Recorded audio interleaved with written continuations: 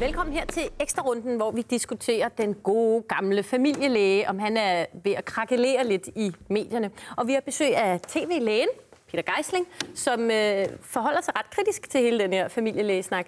Og vi var lige nået til, at Ulla skulle til at stille lidt af sine spørgsmål. Og jeg håber, du er klar, Peter, fordi de kan være svære. Værsgo, Ulla. Det er nu ikke så svært. Det er bare sådan set et opklarende spørgsmål, for nu har der jo været den her Bevar familielægen-kampagne. Hvor mange har egentlig en såkaldt familielæge? Fordi at, jeg læste noget om mobilitetsmønstre i Danmark. De er stort set, altså danskerne har aldrig været så geografisk mobile, så hvor mange har reelt egentlig den samme læge livet igennem? Ja, det er godt spørgsmål. Jeg kender ikke procenttallet, men du har fuldstændig ret. Det er jo noget andet, end det var, da vi ikke bevægede os nær så meget for 50 år siden, ikke? Og autoriteten var en helt anden. Der havde man meget mere et nært forhold. Altså, jeg har gået hos den samme læge, godt nok i København, men i 15 år, og hun kan ikke mit navn. Det kan hun bare ikke. Hun kigger på mig, som om jeg er et nyt menneske, hver gang jeg kommer ind, og hun kigger ind i skærmen, når jeg sidder og snakker, og sidder og skriver journal. Jeg er overhovedet ikke tryg. Men du får også mange nye frisyrer, vil jeg så sige. Ja, det kan være det. Men jeg synes bare, det er imponerende, at hun ikke lige kan kigge mig i øjnene og sige hej, Ane. Det kan hun ikke. Det er ekstremt dårlig kommission. Altså, alle læger skal jo også have en læge, for ellers så går det galt. Hvis vi bare går og konkurrerer på os selv, så går det galt. Jeg besøgte min egen læge for første gang i 15 år, tror jeg, for et stykke tid siden. Og så kom jeg ned og sidde på en stol. Og den stol, jeg sad på, det var... Altså helt hernede, så jeg sad og kiggede op til hende. Så sagde jeg, det går simpelthen ikke. Prøv lige at komme over og sidde i din egen stol. Hun kunne ikke lade være at grine, da hun kom til ned og sidde i den der patientstol. Sidder man der skidt? Det var der ikke. Men jeg tænker også, det er måske en lidt farlig kurs, det der med at bevare familielægen. Fordi det gør jo, at folk begynder at tænke over, jamen jeg har da ikke. Hvem har en familielæge? Ja, og jeg tror, man kan sige, det er vigtigt at have en god mekaniker, det ved vi.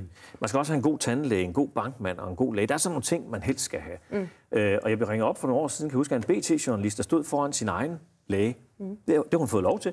Og så stod hun og interviewede folk, der kom forbi, for nu regnede hun med, nu skulle hun have en masse negative historier om den her læge. Og de svinede den der BT-journalist til. Og så ringer hun til mig og siger, hvordan kan det være, at vi får at vide, at lægerne de sådan udskiller sådan ting. Jeg tror, det er sådan noget, men der er man alligevel meget lojal på en eller anden måde. Og så skiller man ud derinde, hvis man overhovedet skiller ud. Mænd til læge, tror jeg, man er meget lojal. Men nu er det så journaliststand til læge, er man ikke så lojal. Nej. Og jeg tror heller ikke, læserne er det som sådan. Altså, vi bakker egentlig journalister derop i det. Ja. Hvor langt, du snakker selv om før om, at lægerne egentlig er en uhyre kapacitet på alle mulige andre punkter, end blot at passe deres arbejde.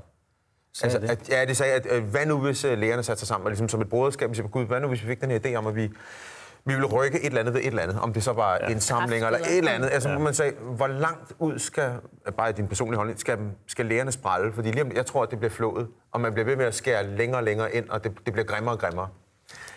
Det kan se meget ukønt ud om et par år. Fordi jeg tror ikke, den der Bevar familielægen, den sidder ikke fast. I'm sorry. Og i øvrigt, der er der nogen, der har større magt, end hvad der end kan sidde fast. Hvor langt skal de ud at sprælle, før vi ser? Kan læger det? Er de lavet af det stof? Jeg har desværre ikke læst selv. Prøv at skære endnu mere ud i pap for mig. Hvad er du tænker på? Altså, hvor meget skal de give sig i den her konflikt? Eller hvor dårligt skal det se ud? Hvor dårligt skal det lyde sig at være læge? Hvad laver du? Læge. Eller, den måde før man ligesom siger, Gud, at det ikke skal handle om kroner og øre, medicin. Ja. Altså, at man ligesom siger, Gud, lad os bruge den kapacitet, vi egentlig også er. Ja, hvor mange test skal I have for at afgive nogle af jeres privilegier? Eller armere sig selv og stå arm i arm og være en kapacitet. Som en meget usædvanlig det kan I lige så godt svare på som mig, for I skal forestille jer, at der er 21.000 danske læger i Danmark. Hvis I tager hele den pyramide, helt op i toppen, der ligger hjernekirurger, det er neurokirurger, transplantationslæger og den slags. Helt nede i bunden, der ligger psykiater og praktiserende læge, og så ligger der altså lige en enkelt tv-læge allernederst.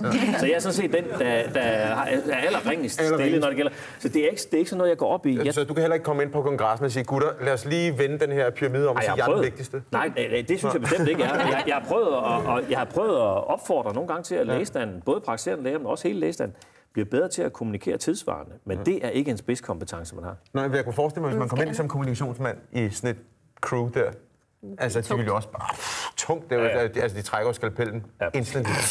Anna, har du et spørgsmål? Jamen, det har jeg lidt. Altså, lidt i forlængelse af det, vi så i skolelærerkonflikten. Altså, hvor at diskussionen om fremtidens folkeskole, om skolereformen, helt druknede i en faglig konflikt. Altså, ser du lidt det samme ske her nu? Fordi er der ikke masser af forbedring i for eksempel relationen mellem de forskellige sektorer i det danske sundhedsvæsen, som også er en del af regionernes... Altså, hvor ser du den, så når ansvaret også fra lærerne? Præcis. Altså dybest set kan du sige, når Astrid Krag og danske regioner laver hele det her omdrejningspunkt. Praktiserende læger mener selv, at de har været sådan en tårn i øjet på dem, og nu skal de virkelig have. Det må jeg også må sige, det er, at der har været kritik fra Rigsrevisionens side, og det er blandt andet den myndighederne har forsøgt at tage hensyn til, at man kan komme Altså, der er noget med økonomien, hvor ender alle pengene hen, og så videre, de her 6-10 milliarder kroner om året, og så videre. Så hele kritikken, hele den her konflikt bunder faktisk blandt andet i kritik fra Rigsrevisionen. Selvfølgelig en kritik, som de praktiserende læger stiller spørgsmålstegn med. Og der tror jeg nok, at man som faggruppe bør lytte lidt mere til, hvad der er, der foregår i tiden. Ikke? Og der kan man også mærke, her de seneste dage, der har Henrik Dibbern også lige stukket pipen lidt ind. Ja. Altså, det har hele tiden været den der ekstremt konfronterende ting, og lovforslag skulle af bordet osv., der er han alligevel begyndt at hive lidt, fordi han kan godt høre, at nu begynder Venstre at give sig, nu begynder ministeren at give sig, regionerne begynder vist også lidt. Der er flere andre, Bent Hansen begynder at sige nogle ting også. Så det er nok meget fornuftigt. Ja, og så skal man møde midten, og så skal man mødes med hinanden, og det der er også et eller andet sted af faktum i den her konflikt, synes jeg et eller andet sted, det er jo, jamen, de praktiserende læger kan nok ikke få arbejdsvilkår, der er ret meget bedre end dem, de har i dag. Hvis der lige pludselig mangler 3600 praktiserende læger, jamen regioner og minister kan jo ikke skabe noget alternativ til det. De er simpelthen tvunget til at finde en god løsning på det her, ellers så går det rigtig skidt for dem begge to. Mm-hmm.